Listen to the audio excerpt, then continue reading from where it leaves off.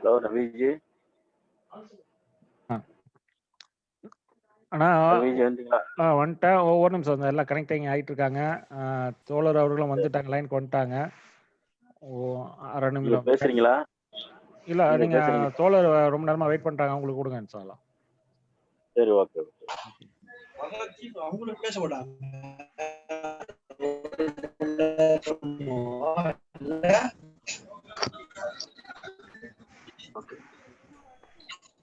என்ன பண்ணையாத்த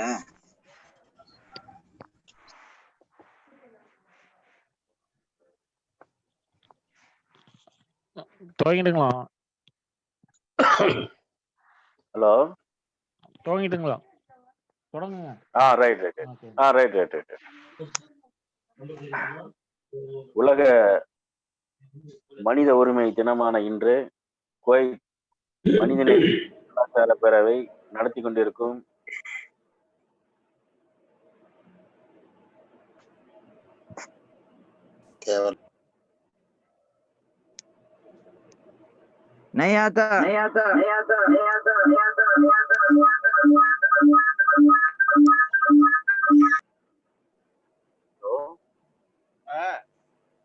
கேக்குதா?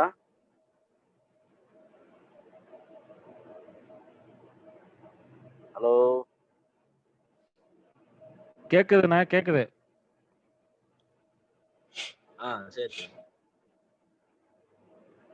குவைத் மனிதநேய கலாச்சார பேரவை நடத்தி கொண்டிருக்கின்ற இந்த சிறப்பு காணொளி கருத்தரங்கிலே இதற்கு முன்னதாக சகோதரர் புதுமடம் அனீஸ் அவர்கள் சிறப்பாக ஒரு உரையை நமக்கு தந்தார்கள்.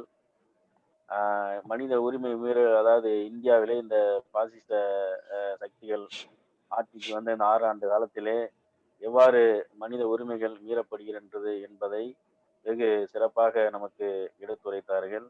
இந்த கருத்தரங்கிலே அடுத்ததாக நாம் அழைக்க இருப்பது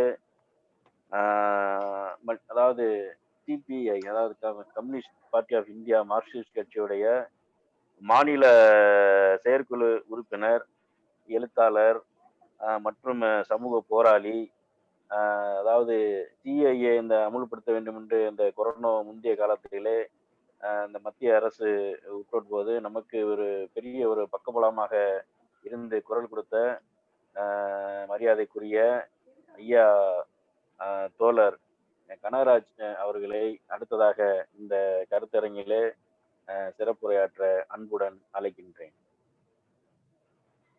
அன்புமிக்க சகோதரர்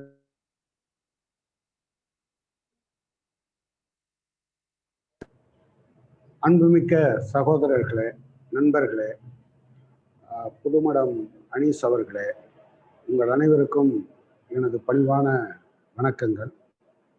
என்னை இந்த நிகழ்விலே எனது கருத்துக்களை பகிர்ந்து கொள்வதற்கு வாய்ப்பளித்தமைக்கு எனது நன்றியை உரித்தாக்கிக் கொள்கிறேன். புதிய இந்தியாவும் மனித உரிமைகளும் என்கிற தலைப்பு வருகிற 18ஆம் தேதி, இந்த மாசத்துல தான் 2 நாளும் வருது. இன்னைக்கு மனித உரிமைகள் 18ஆம் தேதி என்று சிறுபான்மையினர் உரிமை தினம். மனித உரிமை குறித்தான அம்சங்களை, அதே போன்று இந்தியாவில் மனித உரிமைக்கு ஏற்பட்டிருக்கக்கூடிய ஆபத்து குறித்து சகோதரர் அனீஸ் மிக சிறப்பானது ஒரு உரையை நிகழ்த்தி இருக்கிறார். உண்மையில நம்ம இன்னைக்கு ஒரு புதிய இந்தியாவில் தான் இருக்கோம். ஏன் நான் அப்படி சொல்றேன் அப்படின்னு சொன்னா, அது நவீன இந்தியா இல்லை. இந்தியா என்கிற நாடு 1947 ஆகஸ்ட் 14 அன்று இருந்த இந்தியா இல்லை இன்னைக்கு இருக்கிற இந்தியா. ஏன்னா ஆகஸ்ட் 14ஆம் தேதி என்று பாகிஸ்தானும் கிழக்கு பாகிஸ்தானும் நம்மிடமிருந்து பிரிந்து போய்விட்டார்கள். 1947 ஆகஸ்ட் 15ஆம் தேதி இருந்த இந்தியாவும் இன்னைக்கு இல்லை. ஏன்னா அதுக்கு பின்னால அப்போ ஆகஸ்ட் 15ஆம் தேதி என்று காஷ்மீர் நம்மோடு இல்லை, ஹைதராபாத் நம்மளோட இல்லை, ஜுனாகத் நம்மளோட இல்லை. சரி, அதுக்கு பின்னாலேயாவது இப்போ ஒரு 5 ஆண்டுகளுக்கு முந்தைய இந்தியா அப்படின்னு பார்த்தீங்கன்னா கூட அந்த இந்தியாவும் இல்லை. இப்போ சமீப காலத்தில் தான் ஒரு 3 ஆண்டுகளுக்கு முன்பாக இந்தியாவின் சில பகுதிகளை நாம்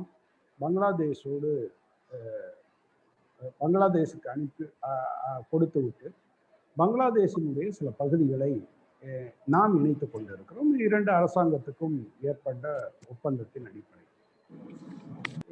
எனவே இந்தியா என்பது எந்த காலத்திலையும் ஒரே மாதிரி இருந்ததே கிடையாது, அது மாறியே வந்திருக்கு. ஆங்கிலேயர்கள் வருவதற்கு முன்னால நிறைய பேரரசுகள் இருந்திருக்கு, சிற்றரசுகள் இருந்திருக்கு.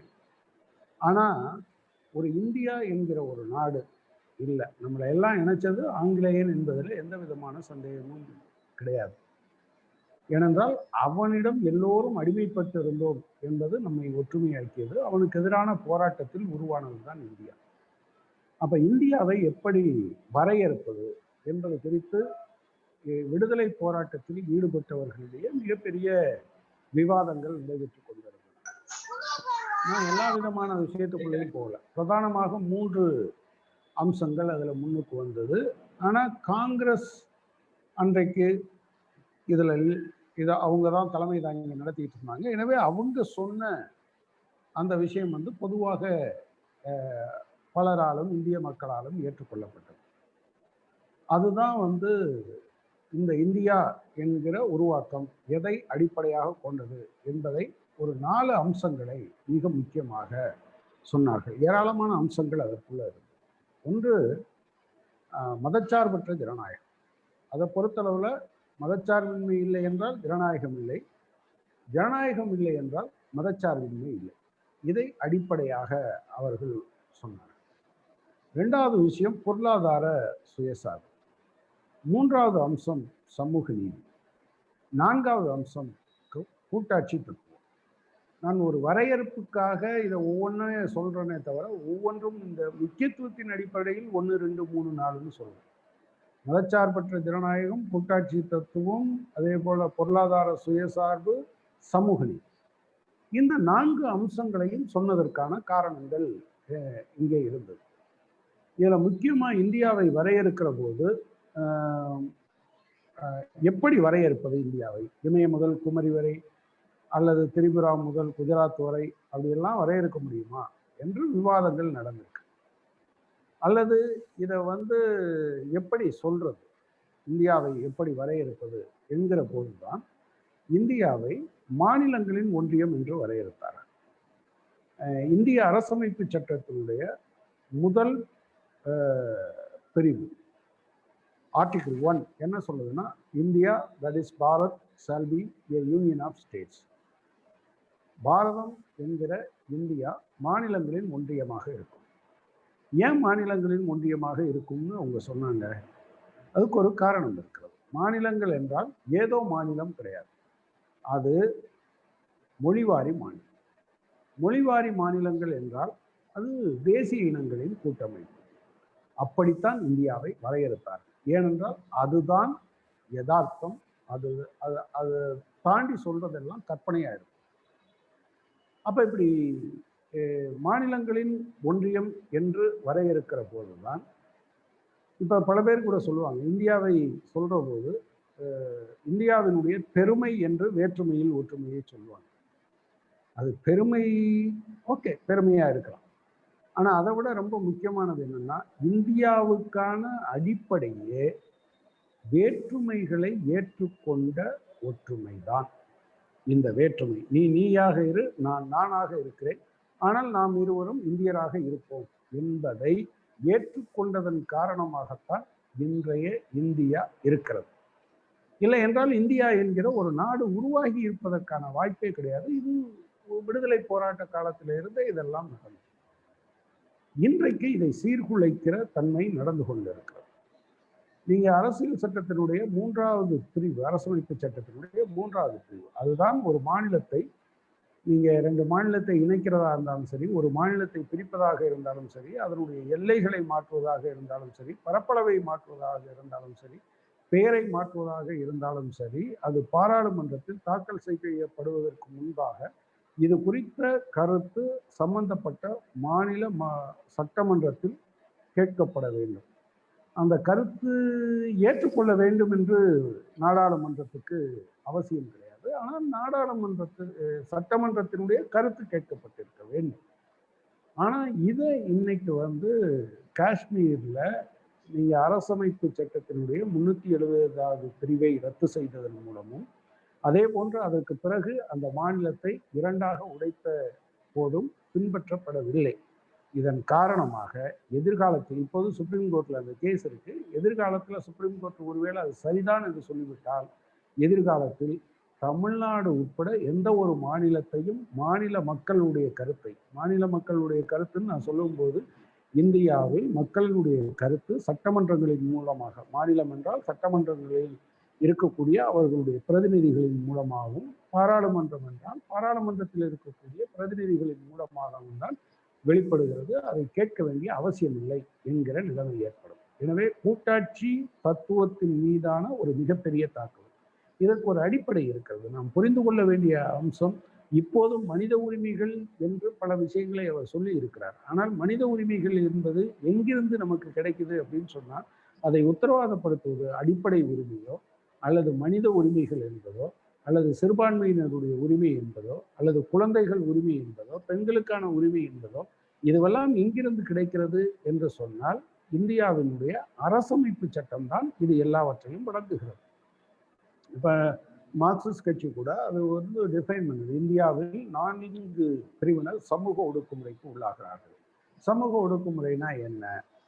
இந்திய அரசமைப்பு சட்டம் உத்தரவாதப்படுத்தி இருக்கக்கூடிய உரிமைகளில் ஒன்றோ பலவோ பிறப்பின் காரணமாக ஒருவருக்கு மறுக்கப்பட்டால் அவர்களை நம்ம அவங்க ஒடுக்குமுறைக்கு உள்ளான பகுதி என்று சொல்கிறோம். இந்தியாவில் தலித்துகள், பழங்குடியினர், மதச்சிறுபான்மையினர், பெண்கள், இந்த 4 பிரிவினரும் பரவலாக இதற்கு முன்பாகவே பிஜேபி ஆட்சிக்கு வருவதற்கு முன்பாகவும் கூட அப்படி இருந்தார்கள். ஆனால் இதையெல்லாம் எதிர்த்து ஃபைட் பண்ணும்போது உங்களுக்கு இருக்கக்கூடிய ஒரு பாயிண்ட் என்ன அப்படின்னு சொன்னா, அரசமைப்பு சட்டம் இதை சொல்கிறது, எனவே இதை அமுல்படுத்த வேண்டும் என்று சொல்றோம். இப்ப நீங்க நம்முடைய அரசமைப்பு சட்டம் உருவாக்கப்பட்ட போதே கூட நீங்க இதை கணக்குல வைத்து கொண்டுதான் மாநிலங்களுக்கான அதிகாரம், மாநில பட்டியல், மத்திய அரசினுடைய பட்டியல், பொது பட்டியல் என்று வைத்திருந்தார்கள். இவற்றிலும் கூட எல்லாருக்கும் பொதுவா இந்த வேறுபாடுகள் அதிகமா இருக்கு. இப்போ அரசமைப்பு சட்டத்தினுடைய 370வது பிரிவு மட்டும் விசேஷ அந்தஸ்து கிடையாது. 371வது பிரிவில் 10 உபபிரிவுகள் இருக்கு. இந்த 10 371A BCD EFG HIJ வரையிலும் இருக்கிறது.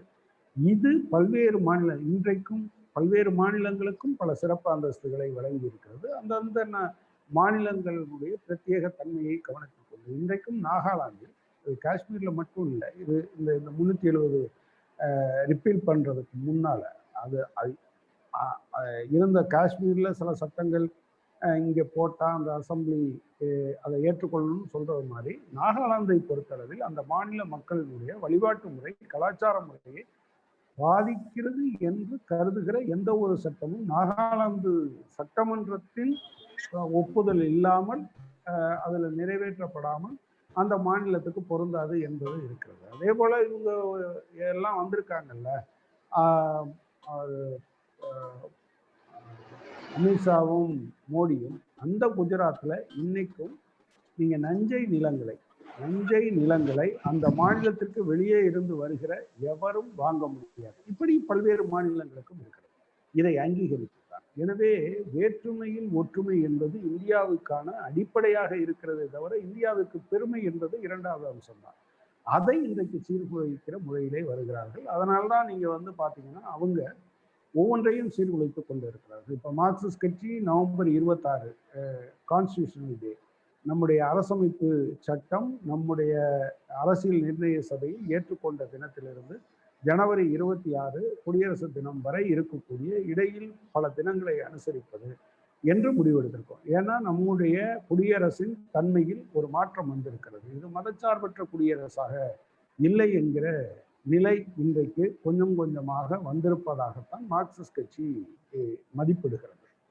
அப்ப இதை நோக்கி இந்த இந்தியாவை, நவீன இந்தியா அல்ல புதிய இந்தியா, இந்த இந்தியாவை புதிய இந்தியாவை ஒரு ஏற்கனவே சுதந்திர போராட்ட காலத்தில் எந்த மாதிரி யோசிச்சோமோ அதுல இருந்து மாறுபட்ட ஒன்றாக மாற்றுவதற்கான முயற்சியைத்தான் அவர்கள் செய்து கொண்டிருக்கிறார்கள் என்பதை நான் முதலில் சொல்ல விரும்புகிறேன். அடுத்து மனித உரிமை என்பதை பொறுத்தவரையில் நான் நிறைய விஷயங்களுக்குள்ள ஏராளமாக போக முடியும். ஆக்சுவலாக அவங்க என்ன பண்ணியிருக்காங்கன்னா, சரி ஆர்எஸ்எஸ்ஐ பொறுத்தளவில் ஒரு விஷயத்தை நம்முடைய நண்பர்கள் புரிந்து கொள்ள வேண்டும், அதை மற்றவங்களோடவும் உரையாடணும். அது இப்படி ஒரு கூட்டத்தில் மட்டுமல்ல, நம்முடைய குடும்பத்தினரோடு டீக்கடையில் நமக்கு வாய்ப்பு கிடைக்கிற இடத்துல தெருவில் நம்முடைய நண்பர்கள் மத்தியில் பேசிக்கொண்டே இருக்க வேண்டும். ஆர்எஸ்எஸ் என்பது இந்தியாவில் 1947 ஆகஸ்ட் 14 இந்தியா விடுதலை பெறுவதற்கு முந்தைய தினம் அவர்களுடைய ஆர்கனைசர் பத்திரிகையில் ஒரு தலையங்கம் எழுதியிருக்கிறார்கள். இந்தியாவினுடைய அரசமைப்பு சட்டத்தை ஏற்க மாட்டோம் என்று அவர்கள் சொல்லியிருக்கிறார்கள். அதற்கு அவர்கள் சொல்லுகிற காரணம் மனுஸ்மிருதி தான் இந்தியாவினுடைய அரசமைப்பு சட்டமாக இருக்க வேண்டும் என்பது. மனுஸ்மிருதி என்பது ஆணாதிக்கத்தை வலியுறுத்துகிறது, ஜாதி ஒடுக்குமுறையை வலியுறுத்துகிறது, இன்னும் பல்வேறு வழிகளில் அது சொல்கிறது. எனவே அவங்க அரசமைப்பு சட்டத்தை ஏற்றுக்கொண்டவர்கள் அல்ல. அதே போல இந்தியாவினுடைய தேசிய கீதமாக ஜனகணமனவை ஏற்றுக்கொண்டவர்கள் அல்ல. அதே போல இந்தியாவினுடைய தேசிய கொடியை அவர்கள் ஏற்றுக்கொண்டதில்லை. அவர்கள் இப்படி எழுதி இருக்கிறார்கள், மூவர்ண கொடியை நாங்கள் ஏற்கவும் மாட்டோம் மதிக்கவும் மாட்டோம் என்றுதான் அவர்கள் எழுதி வைத்திருக்கிறார்கள். மூவர்ண கொடியை ஏற்க மாட்டோம் என்று சொன்னது மட்டுமல்ல, மதிக்கவும் மாட்டோம் என்று எழுதியிருக்கிறார்கள். ஆர்எஸ்எஸ் அலுவலகங்களில் 2002 வரையிலும் இந்தியாவினுடைய மூவர்ண கொடி ஏற்றப்பட்டதே கிடையாது. அடுத்து அவர்கள் சொல்லி இருக்கக்கூடிய விஷயம் என்பது கூட்டாட்சி தத்துவத்தை நாம் ஏற்றுக்கொள்ளவில்லை, ஏனென்றால் கூட்டாட்சி என்பது இந்தியாவினுடைய ஒற்றுமைக்கு எதிரானது என்று அவர்கள் சொல்லி இருக்கிறார்கள். அதனால அதன் காரணமாக அவர்கள் மொழிவாரி மாநிலங்களை ஏற்றுக்கொண்டதில்லை. மொழிவாரி மாநிலங்களை உடைப்பது என்பது அவர்கள் நீண்ட காலமாக வைத்திருக்க கோரிக்கை. அவர்களுடைய கோரிக்கையை மற்றவர்கள் மனதில் ஏற்றி அவங்க வச்சிருக்காங்க. அதுல அவங்க ஒண்ணு என்ன சொல்லியிருக்காங்க அப்படின்னு சொன்னா, ஒருவேளை நீங்க வந்து இந்தியா முழுவதும் மாநில கட்சிகள் என்ன பேசிட்டு இருக்காங்க அப்படின்னு சொன்னா, கவர்னர் தேவை இல்லை அப்படின்னு பேசிட்டு இருக்க போது அவங்க மாநிலத்தில் முதலமைச்சரும் அமைச்சரவையும் தேவையில்லை, கவர்னர் மூலமாக ஆட்சி நடத்தலாம் என்பதுதான் அவங்களுடைய அடிப்படையான நிலைப்பாடு. அதே போல அவங்க சொல்லியிருக்கிறது மொழிவாரி மாநிலங்களை துண்டாடுவது. அது சரி, மொழிவாரி தான் மாநிலம் இருக்கணும்னு சொன்னா அந்த மாநிலத்தை வந்து ஒரே மொழி பேசுகிற மக்களை துண்டாட வேண்டும் என்பது. நீங்க அதுக்கு பல சாக்கு போக்கு சொல்லி அவங்க பல மாநிலங்களை பிரித்தார்கள். உங்களுக்கு தெரியும், ஆக்சுவலா உத்தரப்பிரதேசத்திலிருந்து உத்தராகண்ட், பீகார்ல இருந்து ஜார்க்கண்ட், மத்திய பிரதேசத்திலிருந்து சத்தீஸ்கர் என்று பிரித்து கொண்டே வந்தார்கள். ஆனா இதெல்லாம் வந்து ஆதிவாசி மக்கள் அதிகமாக இருக்கிற பகுதியை நாங்கள் இப்படி பிரித்திருக்கிறோம் என்று சொன்னார்கள். ஆனா அடிப்படையில் அவங்க பார்த்தீங்கன்னா அதே போல ஆந்திராவை ஒரே மொழி பேசுகிற எல்லாரும் பிளைன்ஸ்ல இருக்கக்கூடிய மக்களை நீங்க வந்து ஆந்திரா என்றும் தெலுங்கானா என்றும் பிளவுபடுத்தி இருக்கிறார்கள். இப்படி பல மாநிலங்களை பிளவுபடுத்த வேண்டும் என்று அவர்களுடைய அடிப்படையான நோக்கம். ஸோ மதச்சார்பற்ற ஜனநாயகம் குறித்தான பிரச்சனையில் பல விஷயங்களை, மதச்சார்பின்மை குறித்து அது எப்படி இருக்காங்க என்பது குறித்தான பல விஷயங்களை அவர் சொன்னார். ஜனநாயகத்தை பொறுத்தளவில் ஜனநாயகத்துக்கு ஒவ்வொரு அமைப்புக்கும் ஒவ்வொரு விதமான பொறுப்பு கொடுக்கப்பட்டிருக்கு. ஒன்று வந்து பாராளுமன்றம் சட்டத்தை ஏற்றும், அந்த சட்டங்கள் அரசமைப்பு சட்டத்தின்படிதான் இருக்கிறதா என்பதை நீதிமன்றங்கள் பார்க்கும். ஒருவேளை நீதிமன்றங்கள் அது அரசமைப்பு சட்டத்துக்கு விரோதமாக இருக்கிறது என்று அவர்கள் கருதி ஒரு தீர்ப்பளிக்குமானால் திரும்பவும் நாடாளுமன்றம் அதன் மீது சட்டம் இயற்றுவதற்கான வாய்ப்பு இருக்கிறது. அந்த அடிப்படை கூறுகளை பிரியாம்பிள் விரோதமாக அவங்க பண்ண முடியாதுங்கிறது ஒரு அம்சம். இதே போல நிர்வாகம், அதுதான் வந்து நீதிமன்றம் சொல்றதையோ அல்லது நம்ம சட்டம் இயற்றுகிற அமைப்புகள் சொல்றதையோ அமல்படுத்துறவங்க, இது அத்தனையும் திட்டமிட்டு செய்து வைத்திருக்கிறார்கள். பாராளுமன்றத்தை அவர்கள் அது மதிப்பதே கிடையாது. நீங்க மெஜாரிட்டி மைனாரிட்டி என்பது பிரச்சனை இல்லை. அப்படின்னா ஒருத்தர் மெஜாரிட்டி வந்துட்டாருன்னா மீதி எல்லாம் உங்களுக்கு சம்பளம் மட்டும் தரேன், வீட்டிலே இருந்துக்கங்க, விவாதிக்க வர வேண்டாம்னு சொல்ல முடியும்.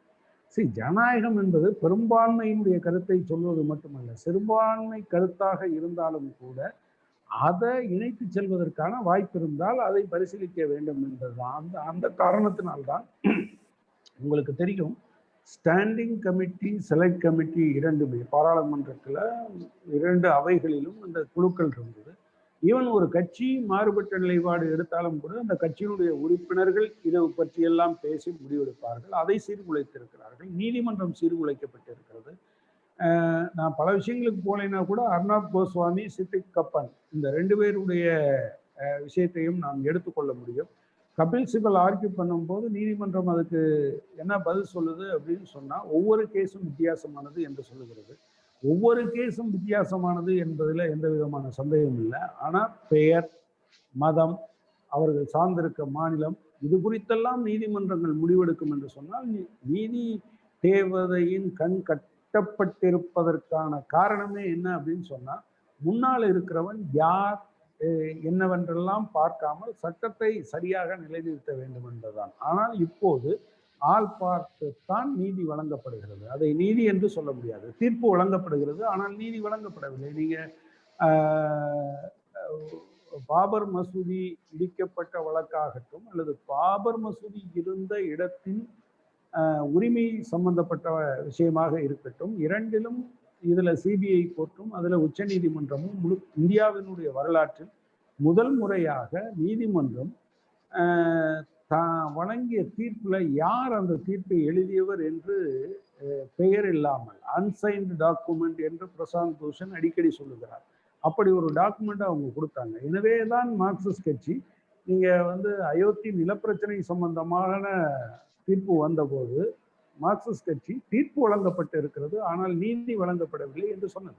இது உண்மையிலேயே மிக கடுமையான குற்றச்சாட்டு, கடுமையான விமர்சனம். இன்றைக்கு நீதிமன்றங்கள் ஏற்கனவே அந்த 4 பேரும் சொன்னாங்க, செலமேஸ்வர் உட்பட. அவங்க சொல்லும்போது என்ன சொன்னாங்க அப்படின்னு சொன்னா, நீங்க வெளியிலிருந்து வருகிற நிர்பந்தத்துக்கு ஆளாகிற மாதிரியான முறையில் நீதிமன்றத்தில் தீர்ப்புகள் வழங்கப்படுகின்றன. அதே போல தீர்ப்பை யார் இந்த மாதிரி கொடுப்பாங்கன்னு பார்த்து அவங்களுக்கு தகுந்த மாதிரி ரோஸ்டர் போடுறாங்க என்றெல்லாம் அது பேசப்பட்டது. அநேகமா நமக்கு தெரியும்னு நினைக்கிறேன். நீங்க இந்தியாவின் குறுக்கும் நெடுக்குமாக, கிழக்கும் மேற்கும் வடக்கும் தெற்குமாக ஏராளமான மனிதர்கள், இந்த சுதந்திர இந்தியாவின் மிகப்பெரிய மனித கூட்டம் இடப்பெயர்வு என்பது இந்த கொரோனாவில் நடந்தது.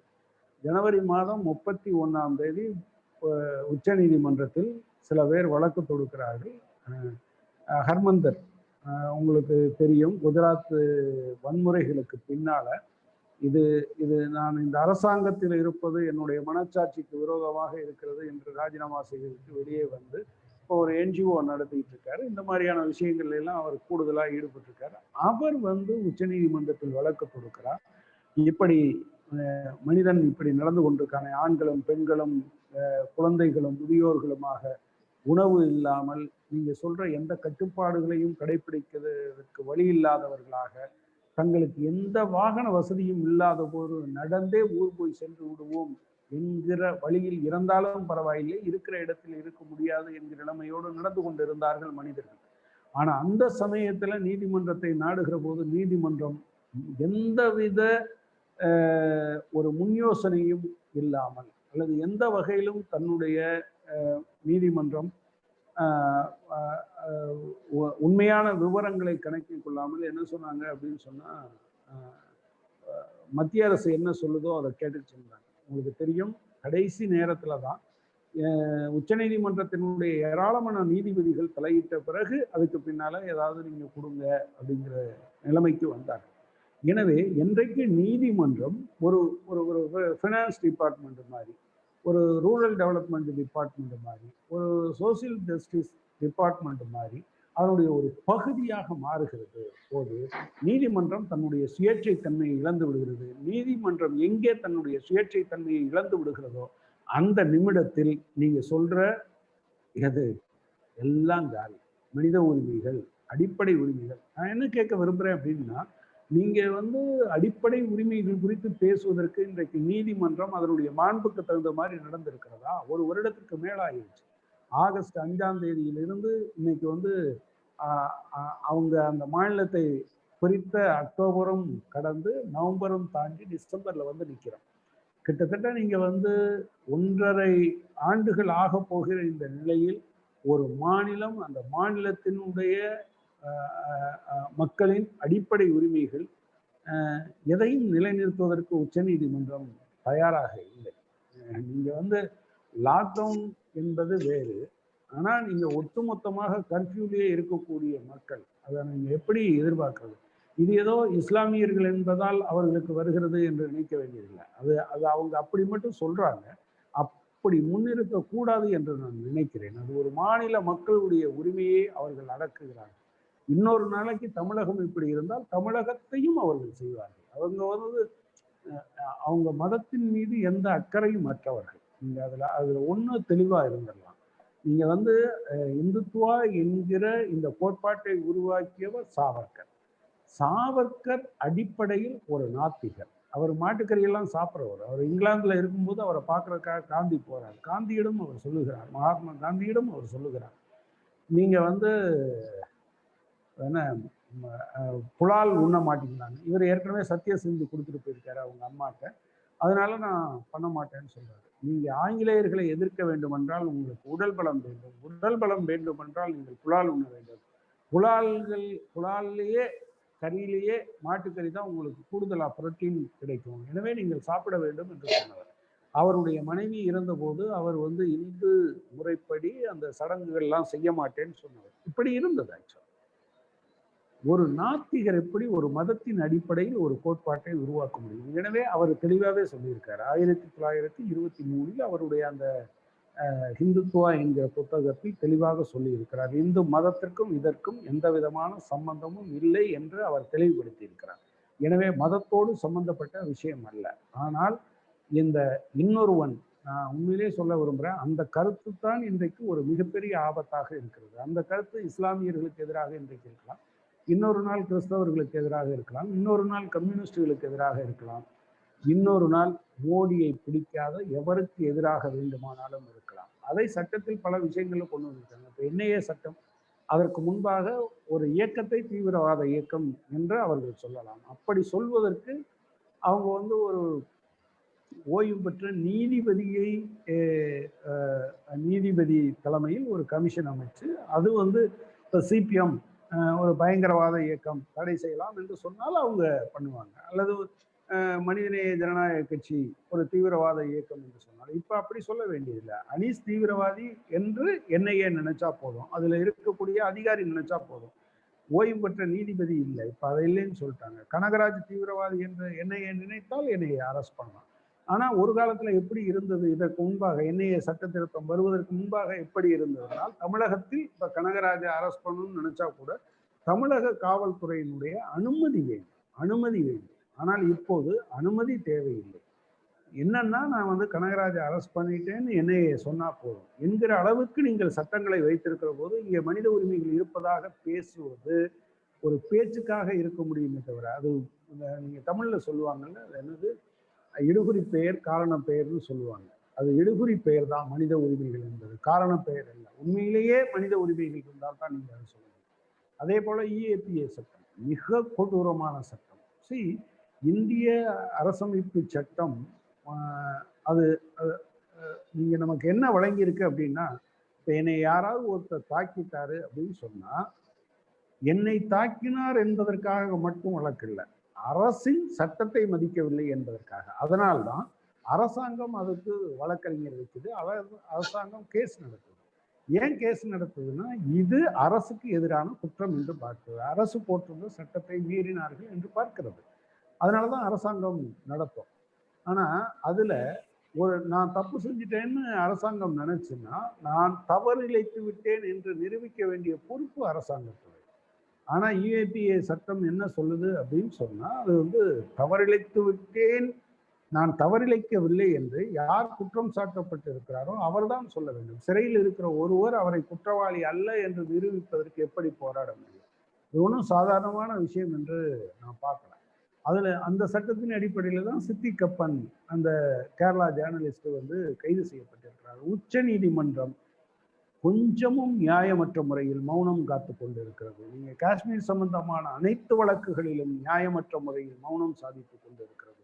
உச்ச நீதிமன்றம் அமைதியாகி போனார். சில நேரத்தில் சொல்லுவாங்கல்ல, நீங்க வந்து பைபிள்ல ஒரு வாசகம் சொல்லுவாங்க, எனக்கு நான் வந்து கிறிஸ்தவன் அல்ல, எங்க அப்பா அம்மான்னா கூட நான் பைபிள் சில முறை வாசித்திருக்கிறேன். அதில் ஒரு வார்த்தை வரும், உப்பே சாரமற்று போனால் உலகம் எதனால் சாரம் பெறும் என்று.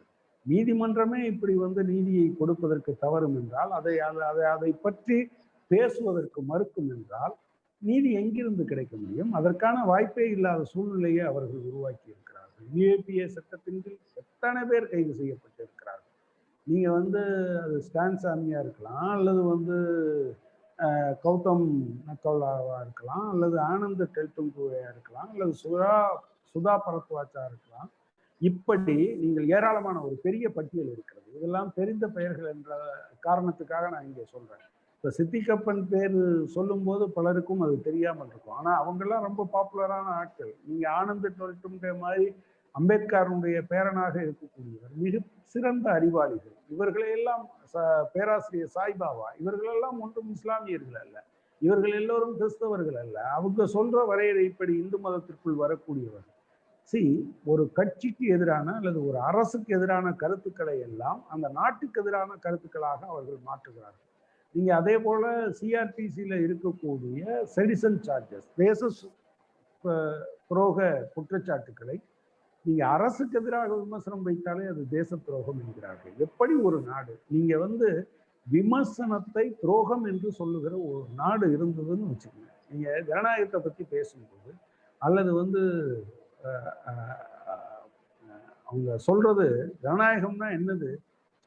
ஜனநாயகம் என்பதே அதிகாரத்துக்கு எதிரான விமர்சனத்தை வைப்பதற்கான வாய்ப்பு, எதிர்கருத்தை வைப்பதற்கான வாய்ப்பு இருப்பதைத்தான் நீங்க ஜனநாயகம் சொல்லணும். நான் மோடியை புகழ்ந்தே பாடிட்டு இருக்கிறதுக்கு வந்து எனக்கு ஜனநாயகம் என்பது தேவையில்லை, அது எந்த அரசாங்கமாக இருந்தாலும் சரி.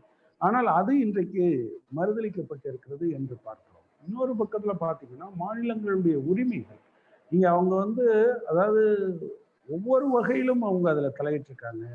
நேஷனல் எஜுகேஷன் பாலிசியா இருக்கட்டும், ஜிஎஸ்டி மாதிரியான விஷயங்களில் அரசாங்கம் நடந்து கொண்ட முறை மிக மிக மோசமானது. சரி, ஜிஎஸ்டி கொண்டு வரும்போது 2 சட்டம் கொண்டு வரப்பட்டது. ஒன்று ஜிஎஸ்டி, அது எப்படி வசூலிக்கிறது, எவ்வளவு போடுறது என்பது குறித்த சட்டம். இன்னொரு சட்டம் வந்து அதுவும் கசட்ல தான் வந்தது, அது வந்து ஜிஎஸ்டி காம்பன்சேஷன் சம்பந்தப்பட்ட சட்டம். நீங்க வந்து எதெல்லாம் உற்பத்தி மாநிலங்களா இருக்கோ அவங்க வந்து அந்த சட்டம் இயற்றப்படுவதற்கு முந்தைய ஆண்டுகளில் வருஷத்துக்கு அவங்களுடைய சராசரியாக 14% வரி உயர்வு ஏற்பட்டு இருக்கிறது. எனவே அதை கொடுக்க வேண்டும். அதற்கு காம்பன்சேஷன் போடுறதுக்கு வந்து 2 விஷயங்கள் சொன்னாங்க. சின்குட்ஸ், பாவ பொருட்கள், அது என்ன சொல்றது, நீங்க சிகரெட்டு அந்த மாதிரியா, அப்புறம் சின்குட்ஸ் அண்ட் லக்ஸுரி குட்ஸ், இதன் மீது ஒரு செஸ் போடப்படும். அந்த செஸ்ல இருந்து வரக்கூடியதை எடுத்து கொடுப்போம் அப்படின்னு சொன்னாங்க. ஆனா முதல் 2 வருஷத்துல இந்த மாதிரி கலெக்ட் பண்ணது 63,000 கோடி, 47,000 கோடி கூடுதலாக வந்தது. அதை அரசாங்கம் எடுத்துக்கிச்சு. இப்ப இல்லைன்னு சொன்னோன்னு கொடுக்க மாட்டேன்னு சொல்லுது. ஒரு அரசாங்கம் தான் சட்டத்தை மதிக்க மாட்டோம் என்று சொல்லுகிற நிலையை நாம் பார்க்கிறோம். இப்படி அதே போல நீங்க வந்து இப்போ தேர்தல் கமிஷனை பல வகையில் அவங்க மாத்திருக்காங்க, வளைச்சிருக்காங்க. இன்னொரு பக்கத்துல சொல்ல போனா ரொம்ப சுருக்கமா சொல்லணும்னா, அரசமைப்பு சட்டத்தின்படி உருவாக்கப்பட்ட ஒவ்வொரு அமைப்பையும் இந்த அரசாங்கம் ஆளும் கட்சியினுடைய அடியாள் படையாக மாற்றி வைத்திருக்கிறது என்பது மிக முக்கியமான விஷயம் என்று நான் கருதுகிறேன். இதற்கு எதிராக போராட வேண்டியிருக்கு. நீங்க மனித உரிமைகளை பற்றி பேசுகிறீர்கள், நான் அடிப்படை உரிமையே இல்லாத நிலையை நோக்கி அவர்கள் கொண்டு சென்று கொண்டிருக்கிறார்கள். இன்னைக்கு தமிழ்நாட்டில் எந்த கட்சி, நீங்க இன்னைக்கு கூட வந்து சென்னையில அந்த தீவுத்திடல் பக்கத்துல இருக்கக்கூடிய மகாத்மா காந்தி நகர், இந்திரா காந்தி நகர், சத்தியவாணி முத்து நகர், அதுல இருக்கக்கூடிய குடிசை வாரிசுகளை காலி பண்றாங்கன்னு சொல்லி காலையில இருந்து இந்நேரம் வரை போராட்டம். ஆக்சுவலா குடியிருப்பு உரிமையை மறுக்கிற ஒரு நாடு இருக்குல்ல, மார்க்ஸ் கூட கேட்டுப்பாரு, சொந்த மண்ணே இல்லாதவன் இது என்னுடைய மண் என்று. இன்னைக்கும் கூட நீங்க இந்தியாவில் பேசுற பல பேர் இது என்னுடைய தாய் நாடு, என்னுடைய தாய் மண் அப்படின்னு சொல்லுவாங்க. ஆனால் ஒரு சென்ட் நிலம் கூட இல்லாத மக்கள் இருக்கிறார்கள். அரசாங்கம் நீங்க வந்து மழை பெஞ்சா, காத்தடிச்சா, புயல் வந்தா அதுல ஒரு வீடு இழிஞ்சு விழுந்துருச்சுன்னா அரசாங்கம் கட்டி கொடுக்கும். ஆனால் மக்கள் கொஞ்சம் கொஞ்சமாக குருவி மாதிரி சேர்த்து வச்ச சொத்துக்கள் முழுவதும் இன்றைக்கு இடித்து தரைமட்டமாக்கப்பட்டது. மிகப்பெரிய சோகம். ஆக்சுவலா காலையில இருந்து நான் கொஞ்சம் முன்னாலதான் இங்க வந்தேன். நான் இன்னைக்கு ஒருவேளை இதுல அட்டன் பண்ண முடியாம போகும்னு கூட நான் நினைச்சேன். எனவே மனித உரிமை என்பதை அவங்க வந்து சொல்லி இருக்கக்கூடிய சில வரையறைக்கு உட்பட்ட உரிமை மட்டும் என்று பார்க்க முடியாது. என்னைக்கும் உங்க ஜனநாயகம் அரசமைப்பு சட்டம் பாதுகாப்பாக இருக்கிறதோ, இன்றைக்கு அதை மாற்றுவதற்கான அதிகாரம் உடையவர்களாக மக்கள் இருக்கிறார்களோ, அன்றைக்கு நீங்கள் அப்போ ஒருவேளை இந்த நிமிஷத்துல மனித உரிமைகள் அமலாக்கப்படவில்லை என்றால் அதை அமலாக்குவதற்கான வாய்ப்பு இருக்கிறது. இப்போ அதுதான் ஜனநாயகத்துல நீங்க அரசமைப்பு சட்டத்தை திருத்த முடியாததாக ஆக்க வேண்டும் என்று சில பேர் பேசினார்கள். அம்பேத்கர் அதுக்கு பதில் சொன்னார், மிகச் சிறப்பான பதில்கள். ஆக்சுவலா நீங்க வந்து அதை உருவாக்குனவர்கள் எல்லாம் பல பேர் இருக்காங்க. உங்கள பல பேர் அவரை நீங்க அரசமைப்பு சட்ட அரசியல் நிர்ணய சபையில உறுப்பினராக இருந்த ஒருவர் ஹஸ்ரத் மொஹானி. உங்களை சில பேர் கேள்விப்பட்டிருக்கலாம், சில பேர் கேள்விப்பட்டிருக்க முடியாது. சில பேர் அவரை இஸ்லாமியர் என்று கொண்டாடுகிறார்கள். நாங்கள் அவரை கம்யூனிஸ்ட் என்று கொண்டாடுகிறோம். 1924 இந்தியாவுக்கு பூரண சுதந்திரம் வேண்டும் என்கிற கோரிக்கையை முதலாக காங்கிரஸ் மாநாட்டிலே முன்வைக்கிறார்கள். அப்போ காங்கிரஸ் கட்சியில சோசியலிஸ்டுகளும் இருப்பார்கள், கம்யூனிஸ்டுகள் எல்லாரும் அதுக்குள்ள இருந்து தான் வேலை பார்த்தாங்க. அதுல இவங்க ரெண்டு பேர் அதை முன்மொழிகிறாங்க. உண்மையிலே அந்த காலத்திலேயே எவ்வளவு அது தற்செயலாக நிகழ்ந்தது என்று நான் கருத மாட்டேன். சுவாமி குமரானந்தா என்பவரும் மௌலானா ஹஸ்ரத் மொஹானி என்பவரும் சேர்ந்து தான் அந்த ரெசல்யூஷனை பாஸ் பண்றாங்க. உங்களுக்கு தெரிந்திருக்கும், பல பேர் இன்குலாப் ஜிந்தாபாத் என்கிற அந்த கோஷத்தை பல பேர் என்ன நினைச்சிட்டு இருப்பாங்க அப்படின்னு சொன்னா, அது அது அது அது பகத்சிங்கோடவே அடையாளப்படுத்தப்பட்டு கொண்டு இருக்கும். ஆனால் அந்த முழக்கத்தை உருவாக்கியவர் மௌலானா ஹஸ்ரத் மொஹானி. ஒரு மிகப்பெரிய கடைசி காலத்துல அவர் பாகிஸ்தானுக்கு போயிட்டாரு. ஆனாலும் கூட இப்பவும் கூட இந்தியாவினுடைய பல பகுதிகளில் அவருடைய பெயரால் நினைவு சின்னங்கள் எல்லாம் இருக்கிறது. அவர் வந்து மசூதியில தான் தங்கி இருந்தாரு. அரசாங்கம் கொடுத்த அந்த வீடுகளில் அவர் தங்கலை. அவர் எப்போதுமே ட்ரெயின்ல எல்லாம் வந்து 3வது வகுப்புல தான் போவார். ஒரு தடவை, அதாவது அப்போ 3rd கிளாஸ் தானே சொல்லுவாங்க. அப்போ 3வது வகுப்புல போகும்போது ஒரு முறை பத்திரிகையாளர்கள் அவர்கிட்ட கேட்டாங்க, நீங்க ஏன் 3ஆம் வகுப்புல போறீங்கன்னு. அப்போ அவர் சொன்னாரு, ஏன்னா அது 4ஆம் வகுப்பு ஒன்று இல்லை, அது இருந்திருந்தால் நான் அதில் தான் போயிருப்பேன் என்று சொன்னார். ஒரு கம்யூனிஸ்டாக ஒரு மிகப்பெரிய இதெல்லாம் இந்த அரசமைப்பு சட்டத்தை உருவாக்கியவர்கள் அவங்க வந்து ஒரு பெருமளவுக்கு விவாதித்தார்கள். இப்போ இந்திய அரசமைப்பு சட்டம் அது வந்து இந்த மக்கள் விரும்புகிற போது மாற்றத்துக்கு உள்ளாகிற மாதிரி இதை வைக்க வேண்டும் என்று தான் பேசினாங்க. ஆனால் இவ்வளவு மோசமான மாற்றங்களை நோக்கி நாம் போவோம் என்று நான் உண்மையிலேயே கனவிலேயே கண்டிருக்க மாட்டோம். எனவே இந்தியாவினுடைய அடிப்படை, இந்தியாவுக்கான அடிப்படை இருக்கு இல்லையா, நான் ஆரம்பத்தில் சொன்னேன் மதச்சார்பற்ற ஜனநாயகம் என்பது, அதே போல வந்து பொருளாதார சுயசார்பு, அப்புறம் கூட்டாட்சி தத்துவம், அதே போன்று சமூக நீதி. ஒவ்வொன்றும் கூட்டாட்சி தத்துவம் எப்படி சிதைக்கப்படுகிறது என்பதற்கு உதாரணம் சொன்னேன். ஆனால் அதே சமயத்தில் நீங்கள் வந்து சமூக நீதியை பொறுத்த மட்டும் உங்களுக்கு தெரிஞ்சிருக்கும், இந்த காலத்தில் எங்கேயாவது பெண்களுக்கு பாராளுமன்றத்தில் 3ல் 1 பங்கு ரிசர்வேஷன் அப்படிங்கிறத யாராவது பேசியிருக்கோமா? என்ன, யாரும் பேசலை. நீங்கள் தமிழ்நாட்டில் இருக்கக்கூடிய அந்த 50% இடஒதுக்கீடு அது இன்னைக்கு வரை இல்லாமல் இருக்கு. நீங்கள் தமிழ்நாடு ஒரு மிகப்பெரிய இன்ஃப்ராஸ்ட்ரக்சரை வச்சுருந்தது. நீங்கள் அது ஒரு சாதாரணமான விஷயம் கிடையாது. நீங்கள் 5000 பேருக்கு ஒரு துணை சுகாதார நிலையம், 30,000 பேருக்கு ஒரு ஆரம்ப சுகாதார நிலையம், அதற்கு மேலே வந்து நீங்கள் தாலுகா தலைமை மருத்துவமனை, அதற்கு மேலே அரசு மாவட்ட தலைமை மருத்துவமனை, அதற்கு பேர் ஸ்பெஷாலிட்டி ஹாஸ்பிட்டல்ஸ், அப்புறம் சூப்பர் ஸ்பெஷாலிட்டி ஹாஸ்பிட்டல்ஸ், ஒரு மிகப்பெரிய கட்டமைப்பு இருந்தது. இந்த கட்டமைப்பை இன்றைக்கு சிதைத்து கொண்டிருக்கிறார். இந்த கட்டமைப்புல தான் கிராமப்புறத்துல வேலை பார்க்கணுங்கிறதுக்காக வந்து அப்படி வேலை பார்த்தா அவங்க பிஜிக்கு போகலான்னு வச்சிருந்தாங்க. அதை இல்லாம பண்றதுக்கான ஒரு முயற்சியை செய்கிறார்கள். கல்வியிலே இனிமேல் சாதாரண மாணவர்கள் படிக்கவே முடியாது என்கிற நிலைமையை கொண்டு வருகிறார்கள். இப்படி ஒவ்வொன்றிலும் வருகிறார்கள். ஸோ ஐயா மனிதன் வாழ்வதற்கான குறுக்கீடுக்கு எல்லா மன்னிக்கணும் விதமான ஒரு குறுக்கீடுக்கு மன்னிக்கணும். இப்போ கட் ஆயிடும், மீண்டும் இணைந்து கொள்ளலாம். இல்லை நம்ம முடிச்சிடலாம். எனவே இந்த இறுதி அப்படிப்பட்ட ஒரு நிலைமை இருக்கிற போது அதற்கு எதிராக ரொம்ப நிதானமா பொறுமையா ஆனால் தொடர்ச்சியாக நாம் மக்களை தயார் செய்ய வேண்டிய அவசியம் இருக்கிறது.